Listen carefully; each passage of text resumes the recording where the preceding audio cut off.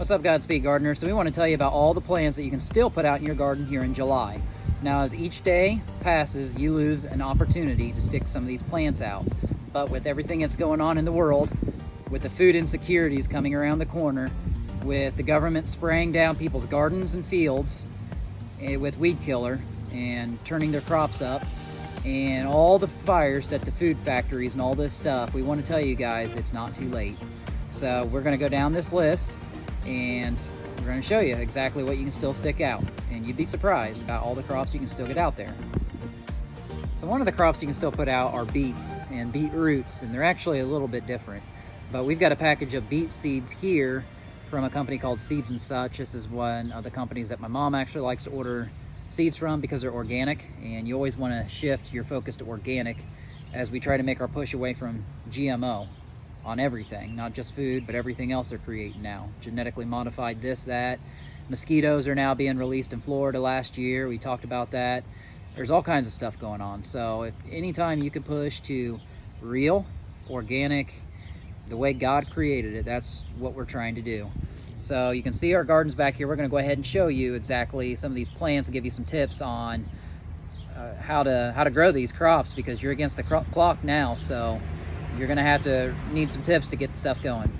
So I had to shift everything out of the greenhouse. It got to over 100 degrees in there, and right now you can see it's actually overcast. We're preparing for a thunder shower here before too long. The breeze has picked up a little bit.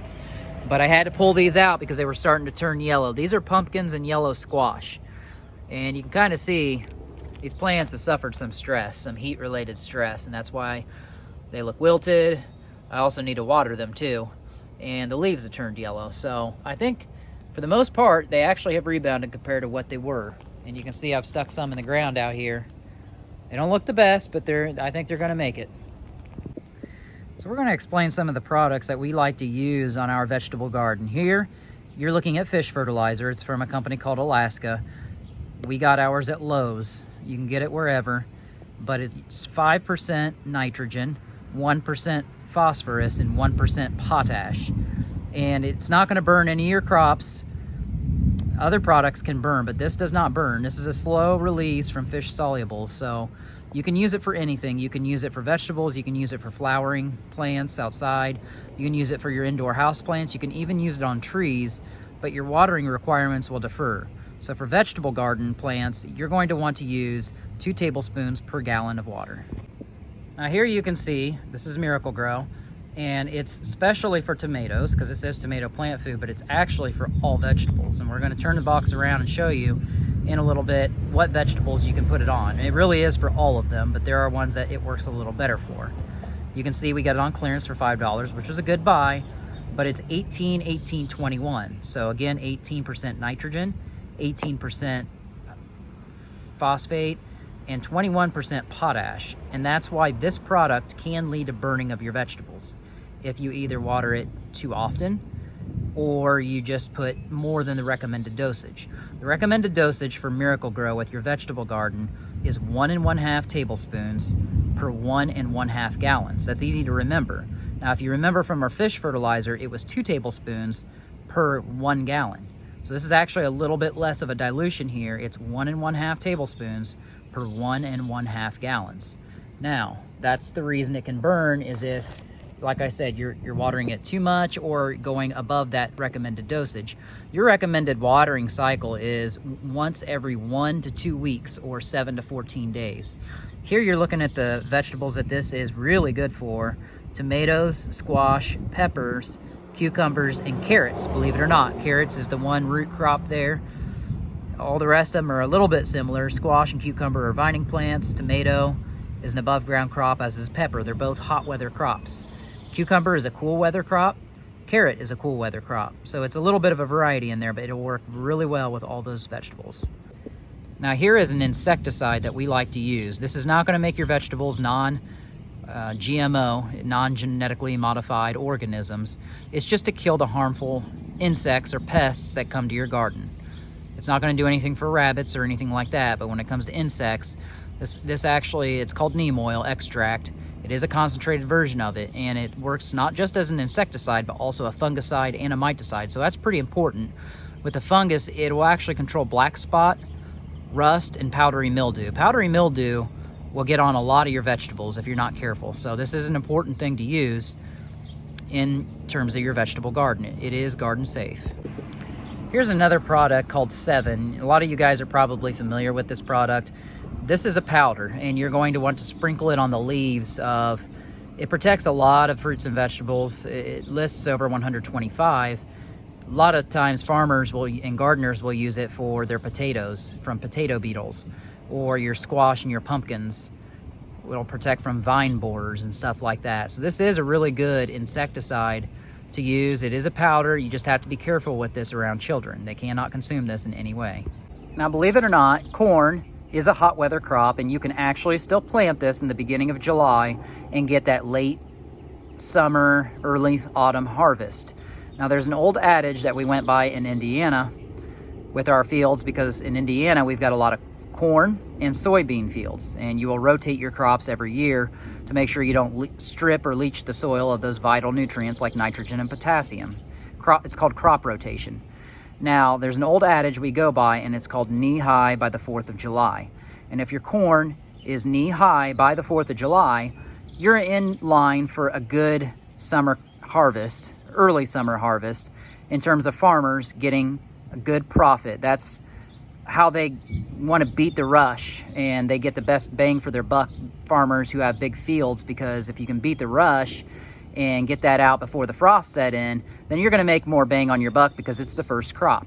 And that's why they say knee high by the 4th of July. But you can actually still plant corn in your gardens as late as early July. Now, we are on July 6th right now, so we're pushing it. You're on a race against the clock, and we know that time waits for no one. But if we go right now, you're looking at this corn, it actually is knee high for me right now. So we planted this about a month ago. So we planted it about early June, maybe that second week of June, and it really has responded pretty well. We don't have a lot of success growing corn, at least we didn't in Indiana. But now the move out to West Virginia, the soil's a little different. So we're gonna see how we can respond with corn here. And one tip that we do have for you guys on this vegetable is when it goes to tassel, if you have not planted a lot of rows so it can cross-pollinate with the other rows of corn, then you're going to want to cut the tassels off with scissors, and you're going to want to rub those tassels against the silks that develop on the ears of corn, because each strand of silk is responsible for one kernel on that cob. And to get the most food out of your gardens, that's what you're going to want to do. Another crop you're going to want to grow yet is peas, and you still have time to get those out in your gardens.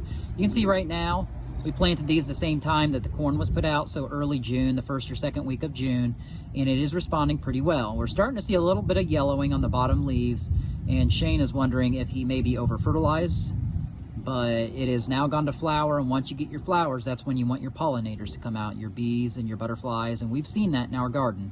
So we're hopeful that we're going to be getting some peas. This is the first time that I have grown this crop, and there are different kinds of peas. There are snap peas, there are shelling peas. I'm learning as I go. This is not an expert crop for me, but Shane did build the cylindrical cages, and they're working out really well. You can see the tendrils have grabbed around, and they're starting to fill the cage out pretty well. Now, another crop you can grow here in the spring, in the summer, at the start of July, is beans, and these are green beans. Now, as you guys know, there are all kinds of different kinds of beans you can grow, but this looks very similar to what the farmers will put in their fields back where I'm from in Indiana. And we probably should not have staked these with the cages. We had extra ones, and we thought, well, we'll just throw these on the beans and see how they do. And so far, they're growing really well. These two are just about ready to go to flower. I don't know if you can see it, but over there, they're starting to make some flowers. So, yeah, they don't get that tall in your fields. They will get a little taller than this, but not too much more, but you can stake them if you want. Another crop you want to get out yet in the beginning of July is Brussels sprouts. It probably derives its name from the capital of Belgium, which is Brussels. And this is a first-time growing crop for us. We don't really, as gardeners, we don't really know a lot about it. We know that we love to eat Brussels sprouts. I didn't as a kid. I remember my mom would force me to eat them, and I'd spit them out in a napkin and throw them away. Thought I was being real sneaky, but yeah, we don't know a lot about it. It's a cool weather crop, so if you can put them under a squash or plant them on the north side of your garden where they'll get a little more shade, that might be a good idea.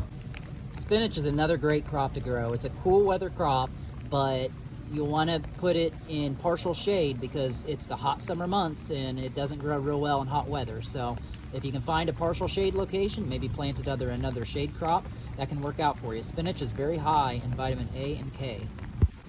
Cauliflower is a great crop to grow if you can find the time to get it out. It is a lot like broccoli, except for obviously it's white. Not a lot of people grow it, but it is a good crop to grow and it's very healthy. Carrots can still be put out at the beginning of July. It is an underground root crop, so it doesn't really matter about the sun or the shade. Radishes are another very easy crop to grow. You're going to have a harvest within 3 weeks, and you can see some of these radishes are sticking up out of the ground. They need pulled out when you see them like that. They're ready. Here we've got two types of lettuce. Here we've got this one, and we've also got a romaine, which grows more vertically. This is more like your salad bowl or leaf lettuce. We've got a couple other varieties down here. That'll be red and stuff. It's called salad bowl mix. You can kind of see some red poking out in here. There's another one right there. This is a great crop because if you're going to grow your radishes and carrots and stuff like that, you got to have a salad to go with it.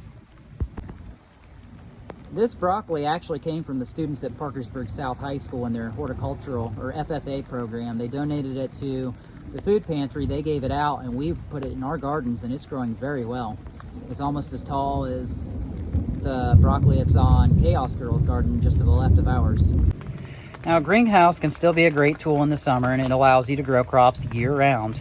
Now, this type of greenhouse is not going to protect you in the winter months. It's still going to be too cold unless you have a heating element out here somehow. But even though it's raining outside, you're still going to want to water your crops inside the greenhouse. And I recommend an every other day, no more than every third day watering cycle on your greenhouse crops because those individual cells, they're going to dry out quickly depending on what kind of soil you use. And the internal temperature, it will rise if you keep your greenhouse closed. So we have actually opened the flap here, the front door, and we make sure that it does not get too hot because our hot weather crops actually were showing signs of stress.